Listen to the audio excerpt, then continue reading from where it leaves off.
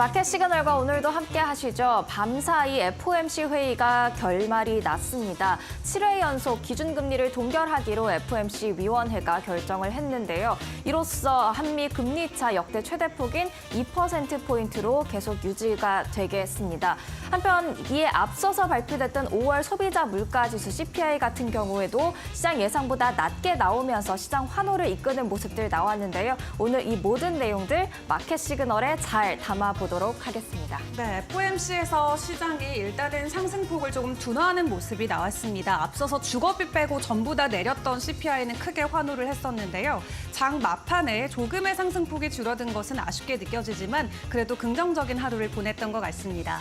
뉴욕 증시에서의 시그널 바로 확인해 보도록 할 텐데요. 간밤 증시 상황 전해주시죠. 네, 5월 소비자 물가 지수가 시장 예상치보다 낮게 나오고 또 6월 FOMC도 긍정적으로 해석이 되면서 시장은 강세를 보이는 모습들이었습니다. 특히 기술주가 강세를 보이면서 나스닥과 S&P 500 지수는 1.53%, 0.85% 강세였는데요. 다우존스는 장 시작부터 우하향 곡선을 그리더니 약보합세로 마감을 했습니다. 이날 전체적인 지도 분위기로 기술주의 강세도 한번 확인을 해보도록 하죠. 마이크로소프트가 오름세를 보였습니다. 시가총액 1위 자리를 두고 애플과 계속해서 경쟁을 두고 있는데요. 히트맵 한번 같이 보실까요? 애플이 이날도 강세를 보이면서 마이크로소프트와 계속해서 시총 1위 자리를 두고 박빙의 경쟁을 보였습니다. 한때에는 시총 1위 자리를 탈환하기도 했었지만 종가 기준으로는 시총 2위에 머무는 애플이었습니다. 장중 5% 넘게 오르다가 2.8%대의 상승률로 거래를 마쳤고요. 엔비디아 3.5% 강세를 보였고 브로드컴 실적 발표를 앞두고 2.3% 강세였습니다. 그리고 장 마감 후에 호실적과 10대1 액면 분할 발표하면서 급등세로 이어졌죠. 계속해서 보시면 구글 0.77%, 알파벳이 올랐고요. 메타가 0.27%, 아마존은 소폭 약세, 테슬라 3.8% 강세였습니다. 돈나무 언니로 잘 알려진 캐시우드가 이 새로운 목표 주가를 제시하면서 테슬라의 주가를 끌어올렸는데요. 테슬라가 2029년에 주당 2,600달러의 가치에 도달할 것이다라고 분석을 했습니다. 5년 사이에 15배가 오를 수 있다고 전망한 것으로 보여집니다. 이렇게 전체적인 분위기 한번 훑고 바로 FOMC로 넘어가 보도록 하겠습니다. 이날 단연 시장의 주목을 받았던 건 6월 FOMC가 되겠는데요. 기준금리가 7회 연속 동결로 유지가 됐습니다. 이로써 5.25에서 5.5% 수준을 계속 유지하게 됐습니다. 기준금리 추이 한번 같이 보실까요? 밸런스에서 사진을 한번 가져와 봤는데요. 계속해서 동결세를 보이는 모습들이 나타났습니다. 그리고 이제 점도표가 함께 공개가 됐는데 이날 5.1회 인하를 5.1%까지 인하될 것으로 전망이 됐었습니다. 원래 3월에는 점도표를 통해 연내 3회 인하를 예상을 했었지만 그 폭이 1회로 줄어드는 것이 되겠습니다.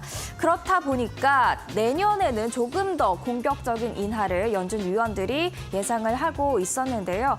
3회에서 1회로 밀렸다 보니 그 차익분이 지금 내년으로 밀려가면서 내년의 말 기준금리는 4.1%를 연준 위원들이 예상을 하고 있습니다. 내년에 4회 정도 기준금리가 인하될 수 있다라고 보는 것이 되겠습니다.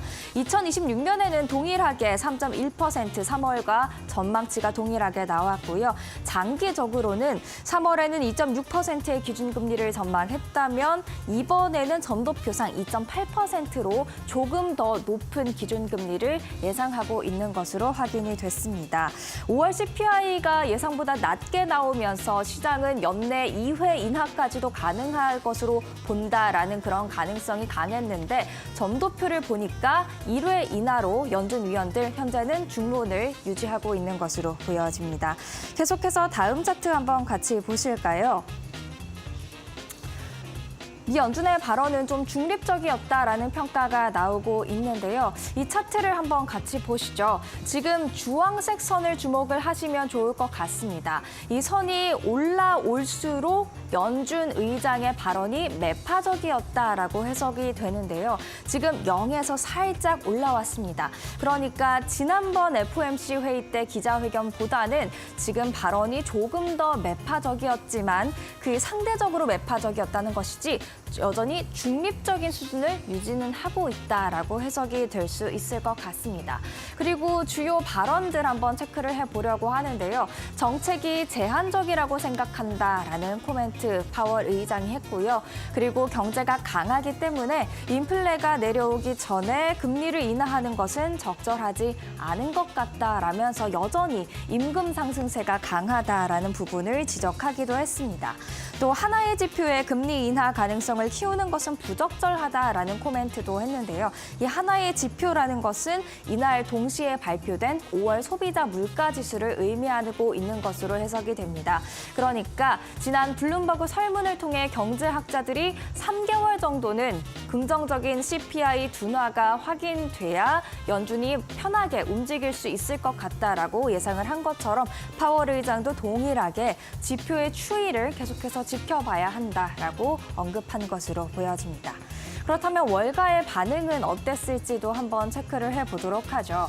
일단 연준의 점도표상은 올해 1회 인하를 예상을 하고 있었는데요. 소느바기스 카슨그룹의 전략가는 이번 점도표는 5월 인플레 지표를 반영한 것 같지 않다. 이 전망대로 디스인플레이션 흐름이 이어진다면 올해 2번의 금리 인하가 가능하다고 본다라면서 2번의 인하 가능성을 고집을 했고요. 크리시나 구하도 기본 시나리오인 연내 2회 인하 전망을 고수한다라고 이야기를 했습니다. 하지만 점도표에서 볼 수 있듯이 확신할 수 있는 것은 아무것도 없다라고 이야기를 했고요. 또 피델리티 인터내셔널에서는 올해 금리 인하가 없다는 전망을 고수한다라면서 조금은 좀 상반된 의견을 냈습니다. 왜냐? 미국 경제가 강하고 5월 CPI가 둔화했던 건 자동차, 보험료와 항공료에 영향이 컸는데 이 때문에 인하한 것이기 때문에 여전히 기준금리 인하를 위한 기준이 높다. 그렇기 때문에 올해 좀 인하 전망이 없을 것으로 예상한다라는 그런 입장을 좀 보였습니다.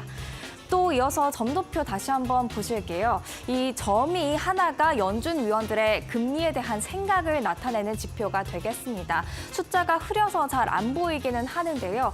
올해 금리 동결, 연말까지도 금리 동결을 예상하는 위원들 4명으로 나와 있고요. 그리고 1회 인하를 예상하는 연준 위원들 총 7명으로 나타나 있습니다. 그리고 2차례 인하를 예상하는 연준 위원들도 이보다 1명 더 많은 8명이었지만 일단 중립적인 수준에서 올해 말 기준금리 5.1% 중앙값 기준 예상이 되고 있고요. 즉 1회 인하가 가능하다라고 연준 위원들이 대다수 의견을 일치하고 있는 것으로 보여집니다.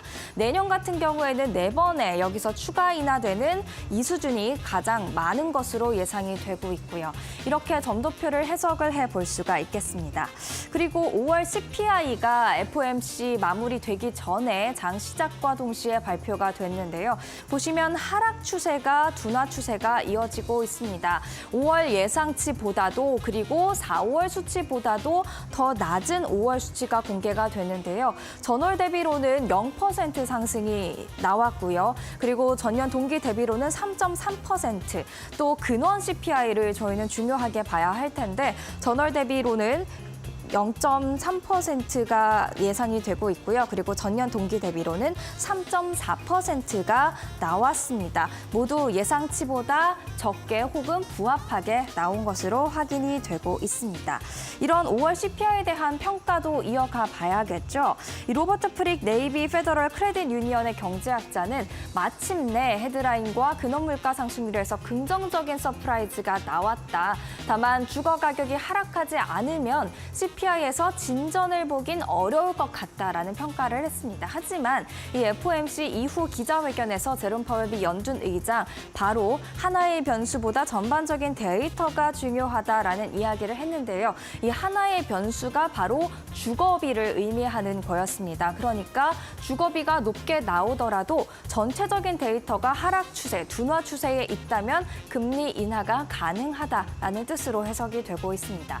또 조지 마테우 키 프라이빗뱅크 수석 투자 전략가 같은 경우에는 5월 CPI와 같은 긍정적인 지표는 대형 기술주 의존도를 낮추고 이 시장 상승의 온기가 중소형주로 확산되는 계기가 될 것이다라고 이야기를 했는데요. 앞으로 금리 인하 전망에 따라서 시장 전반의 확산세로 이어질 수 있을지 체크를 해봐야겠습니다.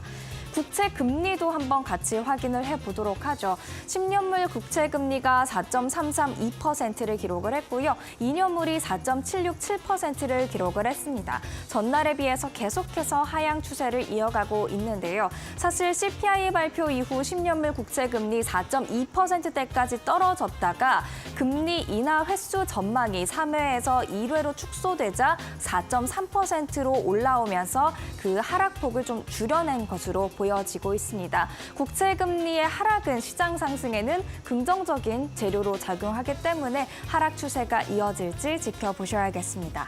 국제유가도 주목을 해보셔야겠습니다. 지금 계속해서 좀 상반된 의견들이 나오고 있는데요. 국제에너지기구는 올해 수요 전망치가 10만 배럴 하향된 96만 배럴로 보고 있습니다. 반면에 그 생산량은 20만 배럴 상향 조정하면서 공급이 과잉될 것이다라는 이야기를 하고 있는데요. 그럼에도 불구하고 3분기 같은 경우에는 수급이 타이트할 것이란 전망에 WTI 상승으로 가닥을 잡았습니다. 배럴당 78달러 선까지 올라왔는데요. 상승폭이 좀 제한적이었던 이유는 지난주 미국의 원유 재고가 증가하고 또 금리 인하 횟수가 줄어든 점이 상승폭을 제한시키는 요인이 됐습니다. 국제 금값은 1.21% 상승하면서 거래를 마쳤습니다. 이렇게 FOMC 그리고 수요 일정을 정리해 보도록 하겠습니다. 계속해서 제롬 파월 미 연준 의장의 FOMC 이후 기자회견 발언 함께 체크해 보시죠. Inflation has eased substantially from a peak of 7% to 2.7%, but is still too high. We are strongly committed to returning inflation to our 2% goal in support of a strong economy that benefits everyone. Today, the FOMC decided to leave our policy interest rate unchanged and to continue to reduce our securities holdings. We've stated that we do not expect it will be appropriate to reduce the target range for the federal funds rate until we have gained greater confidence that inflation is moving sustainably toward 2%.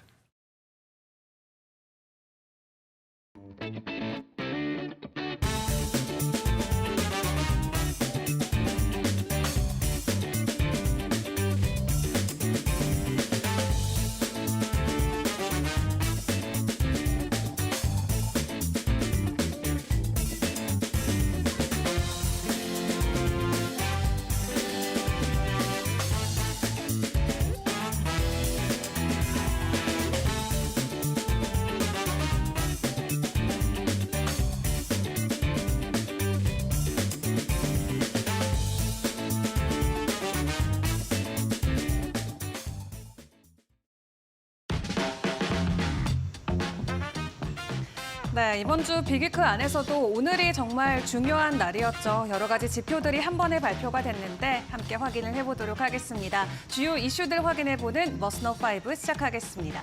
일단 CPI가 먼저 발표되면서 시장 분위기 굉장히 긍정적이었습니다. 특히 매그니피센트 7 종목들이 모두 일제히 상승하면서 지수단에서의 가격 움직임도 크게 나왔던 하루였는데요. CPI가 굉장히 긍정적으로 나오면서 금리 인하에 대한 기대감이 시장에서는 커지기도 했습니다. 일단 전월 대비해서 그리고 시장의 예상치 대비해서도 모두 밑도는 상승폭을 보였는데요. 특히 가격 변동성이 큰 에너지와 식료품을 제외한 5월의 근원 CPI 같은 경우도 전년 동기 대비해서 3.4% 상승을 했고요. 2021년 이후로 가장 낮은 폭을 기록하기도 했습니다. 이렇게 긍정적으로 인플레가 잡혀가는 모습이 나오자 이제 시장은 그 다음에 발표될 FOMC와 제롬 파월에 집중을 했는데요. 일단 우리 모두가 예상을 했던 대로 동결이 나왔습니다. 지금은 기준금리를 동결한다라는 입장과 함께 올해 기준금리 인하 전망은 세 차례에서 한 차례까지 내려간 상황인데요. 하지만 시장이 어느 정도 예상을 해왔기 때문에 크게 출렁이는 모습은 나타나지 않았습니다. 다만 지수의 상승폭은 조금 줄어드는 모습이 나왔다라는 게 아쉬운 부분이 될 것 같고요. 일단 인플레이션의 완화 속도가 어느 정도는 포착이 돼가고 있는 분위기인 것 같습니다. 다만 연준이 기대했던 것만큼의 빠른 속도는 아니었기 때문에 이 올해 기준금리 인하 횟수가 줄어든 부분이 확인이 됐습니다. 또 연준은 이날 전도표와 경기 전망을 통해서 올해 연말 기준금리를 5.1%로 전망을 했고요. 결과적으로 연말까지 0.25%포인트 한 차례 인하하겠다라는 뜻으로 풀이해 볼 수 있겠습니다. 다만 파월 연준 의장은 보수적으로 책정했다라고 밝혔기 때문에 이 시장에서는 일부 여전히 두 차례 인하가 가능하지 않을까라는 가능성을 시사하고 있는데요. 앞으로의 발표되는 지표들까지도 함께 확인을 해보시면서 올해 최종적으로 몇 회 금리 인하가 가능할지 이 부분 체크해 보시면 좋을 것 같습니다. 이어서 유럽 쪽의 분위기도 확인을 해보도록 하겠습니다. 지난주부터 계속 이야기가 나오면서 국내 전기차 관련주들의 주가를 올렸던 이슈였죠. 간밤에 확실히 되는 이 관세가 발표가 됐습니다. 유럽에서 중국 전기차에 대해서는 최대 관세 38.1%를 부과하겠다라고 밝혔는데요. 일단 중국 당국과 대상 업체들에게도 통보를 한 것으로 확인이 되고 있습니다. 유럽 같은 경우는 이미 중국 전기차에게 10%의 관세를 매겨오고 있었습니다. 다만 여기에서 추가적으로 관세 인상을 진행하겠다라고 했는데 각 업체마다 서로 다른 관세율을 부과를 했습니다. 대표적으로 비아디 같은 경우는 17.4%가 증가된다라고 하고요. 그리고 상하이 자동차 같은 경우는 38.1%의 추가 관세율이 책정이 됐습니다. 다만 조사업체에 협조했던 중국 전기차 업체에게는 평균 21%포인트의 추가 관세가 부과돼서 최종적으로는 평균치가 31%로 확인이 되고 있습니다. 앞서 유럽 집행위원회는 중국의 전기 자동차가 과도한 보조금을 받으면서 유럽 자동차 업체들이 굉장히 어려움을 겪고 있다라고 이야기를 해왔죠. 그래서 지난해 가을부터 조사를 진행해 왔었는데 현재 유럽 안에서 판매되는 중국산 전기차 같은 경우는 유럽산 대비해서도 가격이 일반적으로 20%가량 저렴한 것으로 알려졌습니다. 이에 앞서 미국 같은 경우는 중국산 전기차에 대한 관세를 100%까지 올리기도 했었는데요. 현실적으로 중국산 전기차가 미국에 수입되지 않고 있기 때문에 보여주기식 정책에 불과했다면 유럽에서는 작년부터 중국산 전기차 수출이 급증하고 있기 때문에 이번에는 중국 업체들에게 직접적으로 영향이 가해질 것으로 예측이 되고 있습니다. 그리고 시장 조사 업체에 따르면 유럽 안에서의 중국산 자동차의 점유율이 계속해서 올라가는 모습을 보이고 있습니다.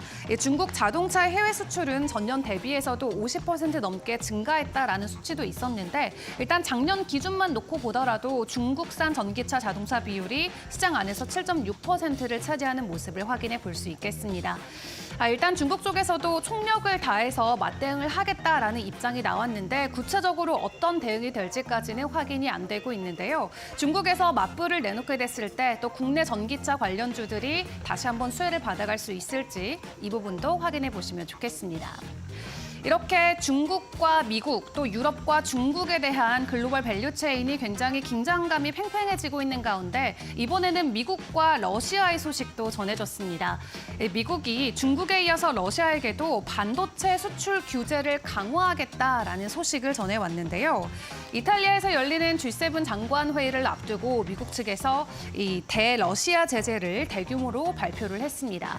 반도체뿐만 아니라 여러 가지 산업 분야에 걸쳐서 제재를 가하겠다라는 입장을 발표했는데 일단 미국 정부는 대중 판매가 금지된 최첨단 반도체가 제3자를 통해 중국에 흘러 들어가고 있는 문제를 해결해야 한다라고 입장을 밝혔습니다. 또 러시아의 무기 생산에도 타격을 주기 위해서 러시아에 대한 반도체 등의 수출 규제를 확대할 계획이라고 하는데요. 로이터 보도에 따르면 미국 정부는 러시아에 대한 반도체 또 기타 상품 판매에 대한 광범위한 수출 규제를 발표한다고 합니다. 미국은 중국과 러시아의 무역 증가를 통해서 러시아가 군대를 계속 무장시키고 있는 것으로 파악을 했다면서 중국과 다른 나라에서 생산된 공작 기계와 또 기타 제조 장비의 수출이 러시아가 무기를 생산하는 데 도움을 주고 있다고 분석했습니다.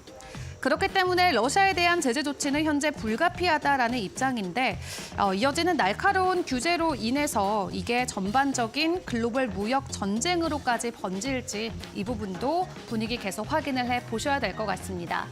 그리고 뉴욕 증시 안에서의 종목 이야기들로 함께 이야기들을 넘어가 보도록 할 텐데요. 일단 AI를 탑재한 애플이 자신감을 한껏 보여주면서 오늘 장중 한때 마이크로소프트를 제치고 전체 시가총액 1위 자리에 이름을 올리기도 했습니다.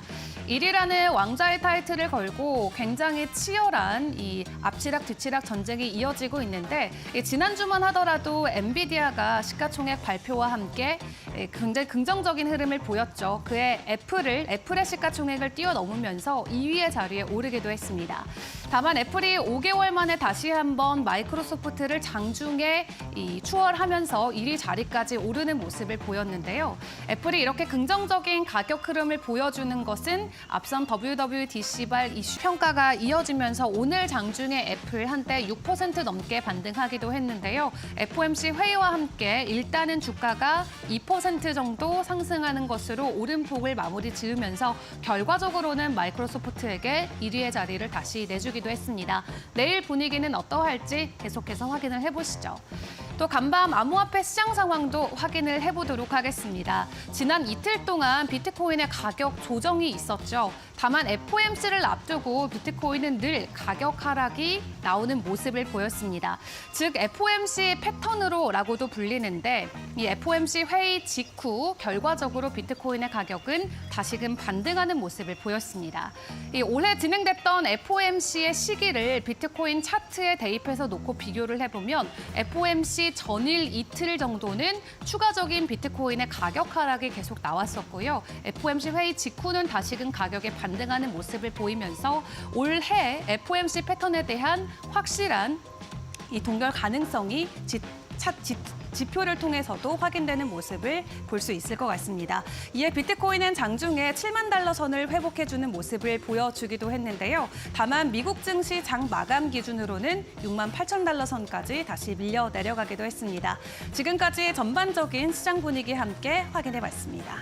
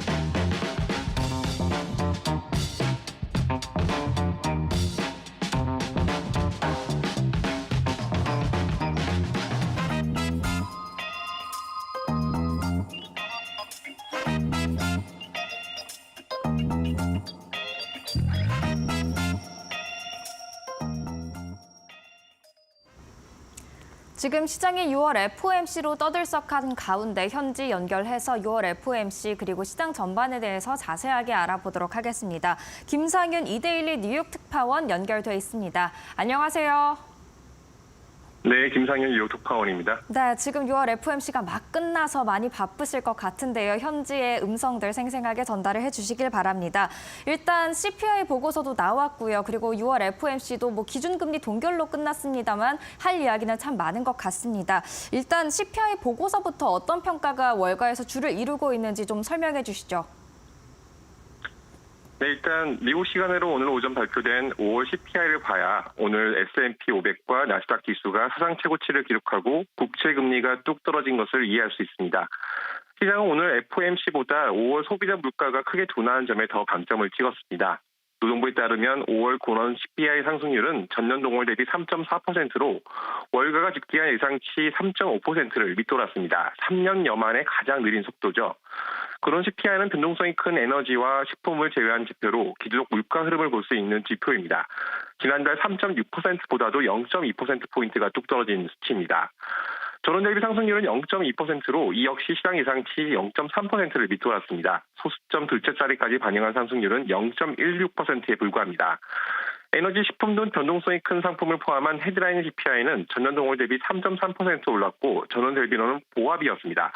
시장 예상치는 각각 3.4%, 0.1%였는데 이보다 하회한 것입니다. 특히나 주거비와 에너지를 제외한 근원 서비스 물가 나타내는 슈퍼코어 인플레이션은 전월 대비 0.04% 하락해 2021년 9월 이후 처음으로 마이너스를 기록했습니다. 연준은 줄곧 서비스 물가 둔화가 있어야 금리 인하가 가능하다고 강조했는데요. 이 같은 현상이 드디어 나타난 것이죠. 급락했던 물가가 다시 둔화할 것이라는 희망을 되살린 것입니다. 네, 그리고 6월 FOMC도 계속해서 체크를 해보도록 하겠습니다. 일단 기준금리 동결로 끝나서 예상과는 크게 다르지 않았습니다. 점도표를 봐도 연내 3회 인하에서 기존 3회 인하에서 1회 인하로 좀 바뀌는 모습들 시장이 이미 어느 정도 반영을 하고 예상을 했던 부분인데요. 파월 연준 의장의 기자회견도 중립 또는 비둘기적이다라는 평가를 받고 있습니다. 이 부분 설명해 주시죠. 네, 이처럼 5월 소비자 물가가 둔화했다는 소식에 시장이 환호한 상황에서 연준의 FOMC 결과가 나왔습니다. 예상대로 7차례 금리를 동결하면서 기준금리를 5.25에서 5.5%로 유지했고요. 한국과 금리차는 200bp를 유지했습니다. 사실 금리 동결보다 더 중요한 것은 전도표, 즉 연준 이사들이 금리 인하를 바라보는 금리 궤도입니다. 올해 최종금리 중간값은 5.1%로 나왔는데요. 기껏해야 올해 한 차례 금리 인하가 가능하다는 뜻입니다. 지난 3월에는 3차례 인하 전망을 유지했는데 한 차례로 크게 줄어든 것입니다.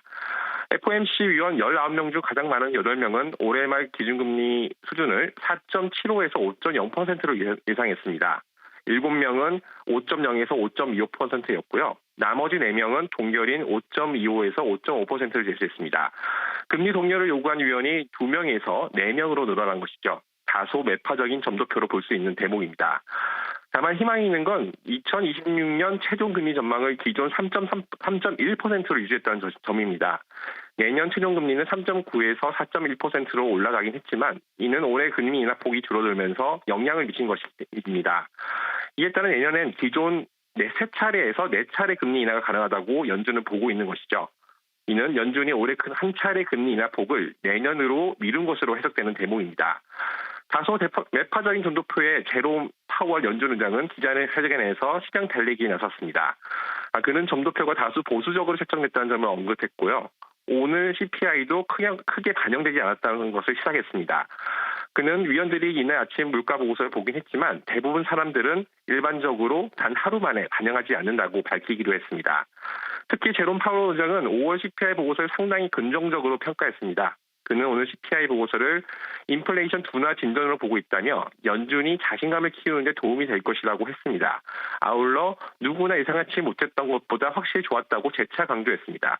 물론 늘 그랬듯이 신중론은 펼치기도 했습니다. 그는 금리 인하에 확신하기는 충분하지 않았다며 오늘 CPI는 올바른 방향을 위한 한 걸음이나 단 한 번의 수치에 불과하다. 앞으로 들어오는 데이터에 따라 정책을 결정하겠다고 덧붙였습니다. 그는 신중론을 펼치긴 했지만 향후 몇 달간 인플레이션이 둔화세가 유지된다면 9월 금리 인하가 가능할 수 있다는 여지를 남긴 것이라고 시장은 해석하기도 했습니다. 연준 성명서에서도 비둘기 색채가 띄었습니다. 연준은 인플레이션은 지난 1년간 완화되었지만 여전히 높은 수준이라며 최근 몇 달 동안 위원회의 2% 인플레이션 목표를 향한 완만한 추가 진전이 있었다고 밝힌 것입니다. 지난달의 경우 인플레이션 대에 더 이상 진전이 부족하다고 밝힌 것이었는데 이것과 달리 바뀐 것입니다.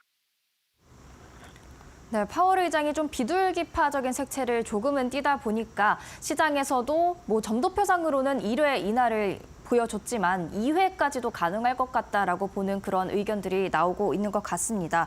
그렇다면 금리 인하 시점도 시장이 굉장히 중요하게 보고 있을 것 같은데요. 어떤 것들이 선행이 돼야 금리 인하가 가능해진다라고 저희가 볼 수 있을까요? 네, 일단 시장은 올해 금리 인하가 2차례 이루어질 것을 전망을 유지하고 있습니다. 패드 오츠에 따르면 9월 금리 인하 가능성은 63.3%를 기록 중이고요. 12월 기준금리가 50bp 이하로 내려갈 확률은 61% 정도입니다. 연준의 점도표보다는 이날 아침에 나온 CPI 보고서에 보다 더 방점을 찍고 있는 것입니다. 9월 회의는 11월 5일 대통령 선거 전 연준의 마지막 회의인 만큼 연준이 선거에 영향을 미치지 않게 9월에 금리 인하를 단행할 것이라는 분석도 적지 않습니다.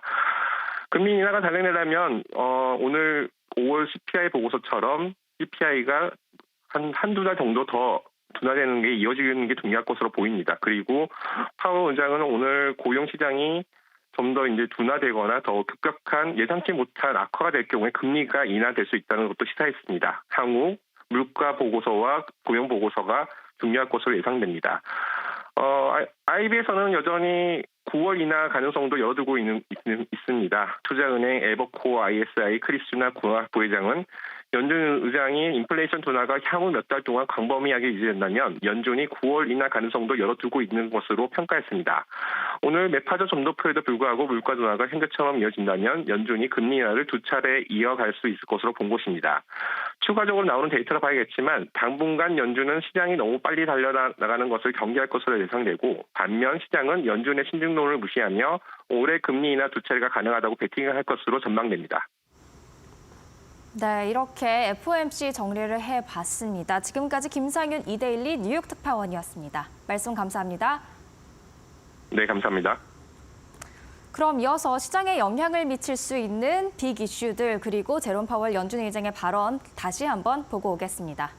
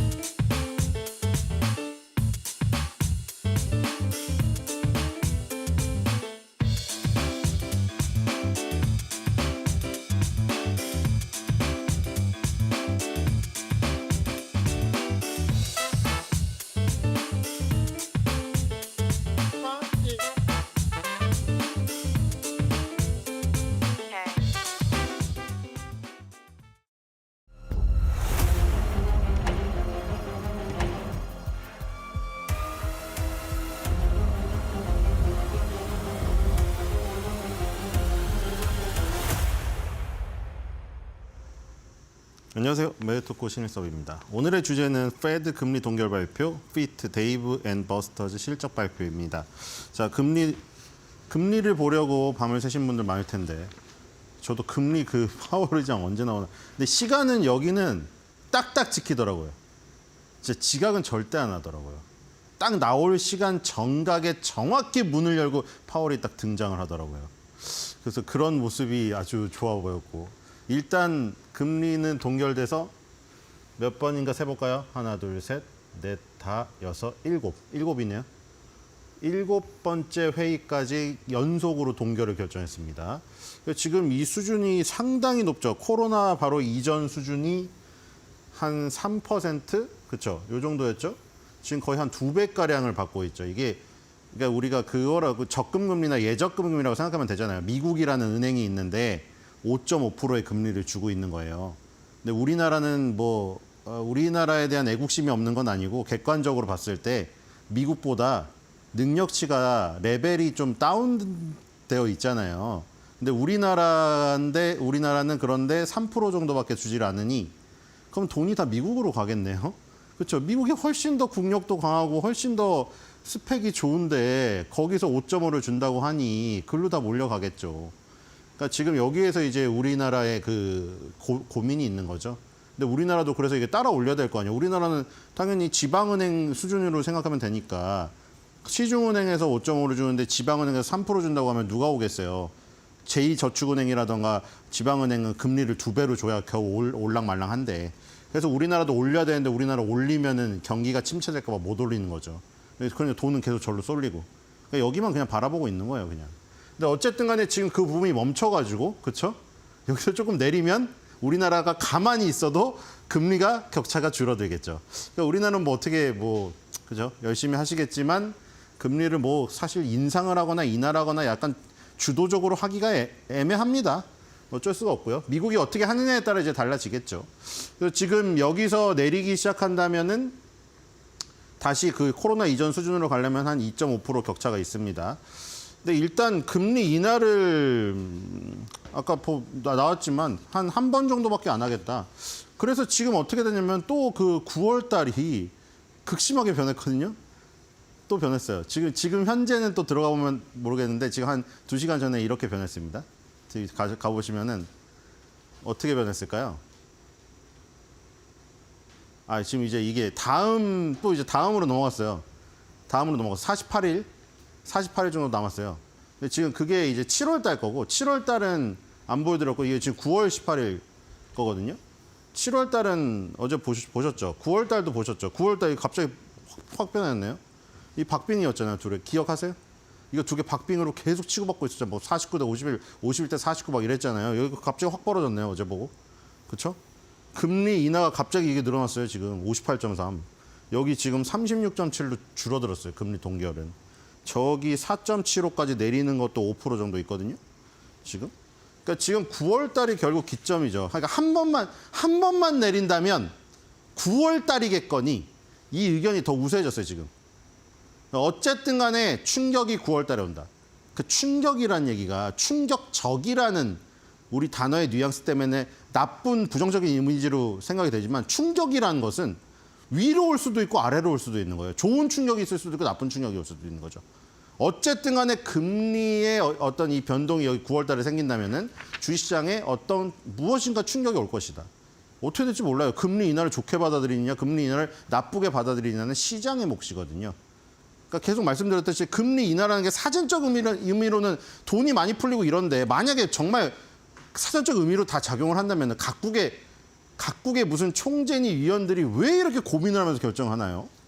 그렇죠. 상식적으로 생각을 해보세요. 금리 인하가 사전적 의미로 그냥 좋잖아요. 돈이 많이 풀리니까 시중에. 그럼 그 좋은 의미로만 시장에 영향을 끼친다면 뭐하러 이런 짓을 하고 있냐고요, 지금. 이런 회의를 할 필요가 없잖아요. 맞죠? 언제든 금리 인하는 그럼 좋은 거니까 막 쓰면 되잖아요. 근데 왜 이렇게 타이밍을 고민할까요? 그거는 금리 인하가 어느 타이밍에 쓰냐에 따라서 시장의 반응이 완전 극과 극으로 갈리기 때문에 그런 거죠. 그렇죠? 그러니까 기업의 실적이 계속 좋게 나오는 가운데 금리 인하라는 카드를 쓰면 상당히 좋죠. 근데 기업의 실적이 막 폭망하고 있는데 그때 금리 인하를 쓰면은 그거는 뭐라고 했습니까? 코로나 아니면 서브프라임 이때 쓰는 금리 인하처럼 고육지책이 된다는 거죠. 죽은 시체에다가 그 호르몬 주사, 몰몬 주사를 맞추는 건 똑같은 거죠. 어쨌든 간에 9월 달에 금리 인하에 대한 의견이 58.3으로 올라갔다. 어제 그 내용을 보고 이렇게 보시면 될 것 같고요. 뭐 이건 계속 바뀌니까요. 어쨌든 그냥 한번 금리 인하가 우세를 탔기 때문에 9월 달까지는 이 우세로 갈 것 같아요. 그리고 뭐 그 발표도 뭐 CPI 뭐 이런 거 계속 나오잖아요. PPI도 나올 테고 이제. 그러니까 한마디로 물가가 너무 치솟지 않으면 그렇죠? 금리 인하의 우세한 이 의견이 계속 지속되겠죠. 그러니까 또 모르죠. 금리 막 이제 물가 지수가 폭등하고 이래버리면 또 이제 그쵸. 이거 금리 인하 안 되겠는데? 그럼 또 이게 의견이 바뀌겠죠. 뭐 요거는 계속 패드워치 들어가서 확인해 보시면 될 것 같고요. 그 다음에 실적 발표가 사실 뭐 이게 뭐 어떤 기업이 안 중요하겠습니다만은 사실은 또 우리가 이성적으로 나눌 수가 있죠. 브로드컴 실적이 중요하죠. 근데 그 며칠 전에 중요한 실적이라고 말씀드렸잖아요. 브로드컴은 어닝스 서프라이즈가 나왔어요. 지금 $1,500 가는데 근데 이 인공지능 관련한 주식의 어떤 중요도가 지금 높기 때문에 엔비디아 관련해서 그쪽 부분이 있고 근데 아까 말했듯이 기업의 실적이 죽지 않은 상태에서 금리나 카드를 써야지 효과가 극대화되면서 골디락스 경제가 실현이 되기 때문에 소비주들의 실적도 중요하다. 그래서 우리 지금 보면은 뭐 월마트, 코스트코, 치폴레 전부 어닝 서프라이즈거든요. 그래서 말씀드렸죠. 아니 물가가 저 정도고 실업 수당 청구 건수가 올라가는데 쟤는 왜 이렇게 가서 소비를 하고 있지? 너네 안 힘들잖아. 그러니까 금리 인하는 당장 안 하는 거죠. 그렇죠? 그래서 이제 소비주가 또 하나 이제 껴서 나오거든요. 데이브 앤 버스터즈 실적을 보도록 하겠습니다. 자, 일단 이런 부분들은 거시적인 부분이고 이제 우리가 기업을 직접 투자를 해야 되니까 그렇죠? 물론 우리가 금리 상품, 채권 상품 직접 투자할 수도 있지만 일반 투자자들은 사실상 기업의 그 주식을 투자를 하잖아요. 그렇기 때문에 우리가 아까 저것도 내용도 아는 것도 중요한데 역시 탑다운으로 내려와서 그 기업에 미치는 영향, 그 기업의 주가가 제일 중요하잖아요. 그렇죠. 물론 파월의 그 금리 결정이 상당히 영향을 미치는 것도 사실이지만 기업의 실적이 어떻게 나오느냐도 그 하나의 변수가 되는 거죠. 그렇죠? 기업의 실적이 좋게 나오는데 금리 인하가 같이 쏟아지면 더 주가가 오르는 거고 그런 거예요. 이 데이브 앤 버스터즈는 우리 그 경의선 숲길 앞에 가보면 그 짱구 오락실이라고 5층짜리 엄청 큰 오락실이 있거든요. 오락실이 이 동네에서 어렸을 때 하던 그런 건 다 없어졌잖아요. 근데 대형화가 돼서 가보면 막 농구 게임, 다트 게임, 무슨 에어 하키 게임 막 엄청 많죠. 인형 얻기 게임 막 이런 거 총 쏴서 그런 거에다가 레스토랑을 병합시킨 거거든요. 그 게임을 하면서 밥을 먹고 게임을 하거나 게임을 하고 밥을 먹거나 게임을 하면서 밥을 먹거나 그런 스타일의 레스토랑이에요. 데이브 앤 버스터즈 둘이 만든 거예요. 근데 이게 이제 레스토랑주다 보니까 연관이 되겠죠. 코스트코, 월마트, 치폴레 뭐 이런 것처럼 약간 스타일은 다르지만 그렇죠? 어쨌든 가서 소비를 하는 거기 때문에 내가 뭐 가족 중에 실업자가 있다거나 물가가 올랐다거나 그거를 감안하고라도 레스토랑에 나가서 오락을 즐기고 사 먹어서 기업의 실적이 좋다면 미국 경제는 강한 거잖아요. 그러니까 지금 이게 2024년, 22년도 4분기 거까지밖에 정리가 안 되어 있는데 이거를 보여드리는 이유는 여기서 일단 이 구조를 알 수 있기 때문이죠. 예. 아, 시간이 지났네. 몰랐네요. 자, 그래서 데이브 앤 버스터즈 레비뉴 믹스만 보시면 될 것 같습니다. 이 추정치는 지금 어닝 쇼크가 나왔었고요. 618.70 밀리언 달러가 지금 예상되고 있습니다. 그래서 뭐 요거를 넘어서느냐 마느냐. 여긴 지금 안 나왔는데 이미 발표가 나왔습니다. 여기 지금 반영이 느려요. 이 중요도가 떨어진 종목은 반영을 늦게 해줘요. 이렇게 맞아요. 브로드컴은 바로바로 해주거든요. 자, 어쨌든 1.77달러가 나왔는데 실제 발표는 1.45달러가 나와서 어닝 쇼크가 나왔습니다. 예, 이렇게 보시면 될 것 같고 그래서 오늘의 한 줄 매도평으로 바로 넘어가도록 하겠습니다. 그래서 아까 탑다운 방식 얘기했고 기업이 중요하다고 얘기를 했기 때문에 결국에 패드의 뭐 금리라든가 파월의 뭐 그런 성향 이런 거 공부하는 것도 중요한데 중요한 건 결국 이겁니다. 기업이 농구공을 던질 때 패드의 왼손은 거들 뿐.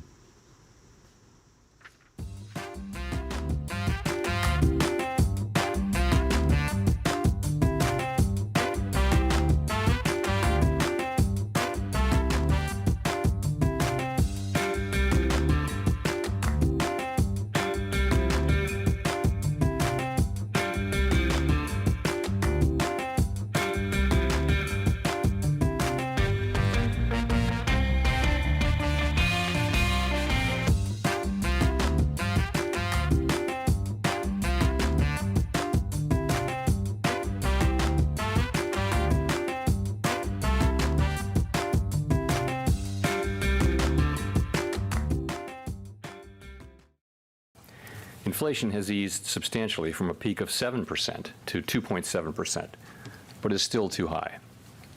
We are strongly committed to returning inflation to our 2% goal in support of a strong economy that benefits everyone. Today, the FOMC decided to leave our policy interest rate unchanged and to continue to reduce our securities holdings.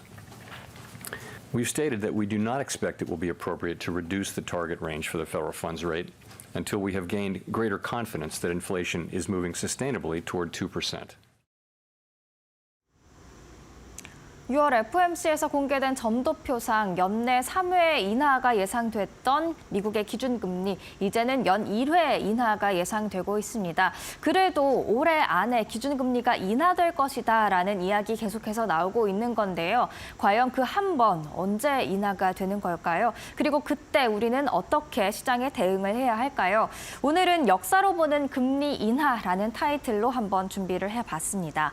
일단 미국의 첫 번째 금리 인하가 언제쯤이 될지 점도표를 통해서 다시 한번 상기해 보도록 하겠습니다. 6월 점도표입니다. 점 하나가 연준 위원들의 연말 기준 기준금리를 예상하는 것이다라고 볼 수가 있겠는데요. 4명의 연준 위원들이 지금 금리 동결 올해 말 계속해서 유지할 것으로 예상을 하고 있고요. 7명의 위원이 0.25%포인트 인하, 그리고 8명의 위원이 0.5%포인트 인하를 예상을 하고 있습니다. 다만 중로는 이제 연말 기준 중앙값이 5.1%일 것으로 예상이 되고 있는데요. 3회 인하가 예상됐던 것에 비해서 지금 6월에는 올해 한 번 정도의 인하가 있을 것 같다라면서 인하 횟수가 축소된 것으로 보여집니다. 3회였다면 9월, 11월, 그리고 12월 이렇게 3차례 인하를 예상을 해볼 수가 있겠는데 과연 그 한 번일 경우에는 어느 달에 인하가 있을 것인가 많은 사람들이 주목을 하고 있습니다. 다만 시장은 현재 2번의 인하를 예상을 하고 있습니다. 이 개인 투자자도 마찬가지고요. 그리고 월가에서도 5월 CPI가 반영이 덜 된 만큼 2번 인하가 가능할 것으로 보고 있습니다. 그렇다 보니까 9월과 12월, 왜냐? 11월에는 대선이 껴있기 때문이죠. 9월과 12월에 인하가 있지 않을까라는 생각이 주를 이루고 있는데요. 파월도 결국 인하는 올해 해야 된다라는 입장으로 조금 마음이 기울고 있는 것 같습니다. 다만 그 시점이 자신감을 얻을 때라고 말을 했죠. 그렇다면 올해 연내 금리 인하가 있다라는 가정하에 우리는 어떻게 투자를 해야 할지 과거 데이터를 통해서 확인을 해보겠습니다. 일단 미국 과거에 8번 정도 금리 인하 사이클을 경험을 했습니다. 각각 2.4%, 5.5%, 많게는 10.5%의 인하까지도 가능을 했었는데요. 이 금리 인하 사이클 평균적으로 26.7개월 정도가 진행이 됐고요. 그리고 그 기간 동안 평균적으로 6.3%포인트 인하 폭이 있었습니다. 그럼 이때 어떤 현상이 일어나고 또 저희는 어디에 투자를 해야 하는지도 살펴보도록 하죠. 금리 인하 전후로 투자 어떻게라는 타이틀을 한번 달아봤는데요. 일단 기준금리 인하와 인플레이션 간의 상관관계 한번 보도록 하겠습니다. 지금 보시는 파란색 반은 금리 인하 시작부터 종료 시, 그러니까 그 사이클 동안의 인플레이션이 어떻게 반응하는지입니다. 금리 인하에 앞서서 사실 경기 둔화가 먼저 이루어집니다. 경기 둔화가 인하에 대한 선행 조건이기 때문이죠. 그래서 경기 둔화에 따른 인플레 하락 자연스럽게 나타납니다. 각각의 시기 동안 모두 인플레이션 물가 상승률이 둔화한 것을 확인할 수가 있죠. 그런데 금리 인하를 종료하고 그 이후로부터 1년 후까지 대체로 물가 상승률은 다시금 상승하는 모습들을 각 인하 사이클 때마다 보여왔습니다. 한편의 예외를 제외하고 말이죠. 마지막 금리 인하 이후 1년 뒤 인플레이션 약 2%포인트 정도 재차 상승하는 것으로 나타나 있는데요. 사실 인플레 2%포인트 상승은 연준의 물가 상승률 목표 2% 달성 그 자체에도 문제가 될 수 있는 만큼 연준이 금리 인하 사이클에 들어갔다고 해서 우리가 이제 소비자 물가 지수, 개인 소비 지출 가격 지수를 무시하면 안 되는 이유가 될 것 같습니다. 계속해서 물가 지표에 관심을 가지셔야 할 것 같고요. 기준금리 인하와 소비지출 성장률도 한번 체크를 해보겠습니다. 금리 인하 시작부터 종료까지, 그러니까 금리 인하 사이클 동안 금융위기 그리고 코로나 팬데믹이라는 예외를 제외하고는 모두 소비지출이 증가하는 모습들을 보였습니다. 사이클이 종료되고 1년 후에는 마찬가지로 금융위기와 코로나 팬데믹이라는 예외를 제외하고는 대체로 하락하는 모습들을 보였었죠. 그렇기 때문에 소비지출 호조가 금리 인하 사이클 동안에는 나타난다라고 볼 수가 있겠는데요. 소비, 유통 관련주에 특히 주목을 하셔야겠고요. 또 미국에서는 소비 호조가 곧 경기 호조로 읽히기 때문에 경기 민감주에 해당하는 금융, 부동산, 에너지 섹터 등에도 주목을 하셔야겠습니다. 마지막으로 금리 인하 시기에 저희가 특별히 주목해야 되는 자산이 있을까 싶어서 한번 찾아봤는데요. 일단 금리 인하 시기에는 채권이 강세를 보이는 것으로 나타났습니다. 금리 인하 전후로 자산별 수익률인데요. during, 그러니까 금리 인하 사이클 동안에 주식과 그리고 부동산 같은 경우에는 마이너스 수익률을 기록하지만 채권 같은 경우에는 6.3%의 수익률을 기록한 것으로 나타났습니다.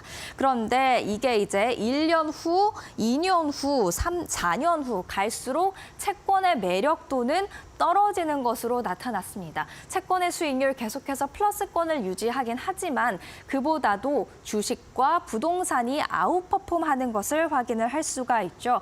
그렇기 때문에 인하 사이클에는 특히 채권에 그리고 그 이후로는 주식과 부동산에 관심을 가지시는 것이 좋을 것 같습니다. 서학개미 분들 중에 장기 채권 관련된 ETF, TLT에 많이들 투자하신 것으로 알고 있는데요. 곧 이 TLT에 빛이 나는 그런 시기가 오지 않을까라는 생각을 하면서 지금의 사인 마치도록 하겠습니다.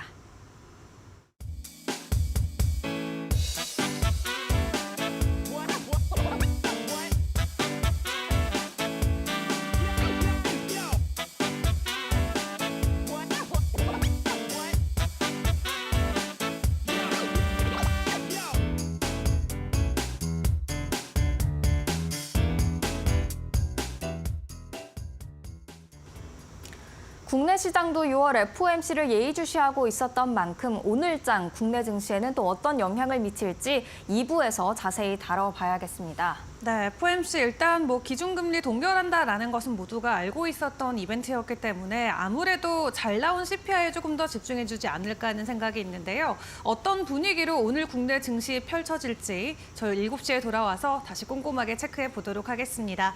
채널 고정해주세요.